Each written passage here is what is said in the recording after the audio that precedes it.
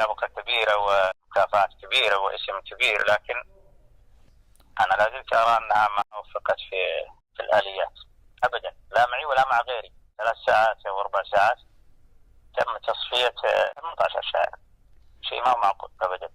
الحكم على طروق واحد. لو كنت عضو في مسابقة، ما هي الآلية اللي بتعتمد عليها لاختيار الشعراء؟ أنا قعدت البث مباشر، كان ساعدت بين القاد لشعر المحاورة، ما هو سهل يعني كلمتين، ممكن حتى ما أظهر النتيجة إلا بعد أسبوع. يعني أنت في دقائق سبرت أغوار طروق قلت هذا كذا. النقد ما في نقد عندنا في صح لسانك، ومن هذا الكلام هذه ما تكفي. لو وجد نسخ جديدة لهذه المسابقات ستشارك؟ تغيرت الآلية وأصبحت مسابقة والجمهور يحكم بث مباشر أمام الناس، ما عندي مشكلة، هذا يتشرف يعني. سباق شعري جميل جدا.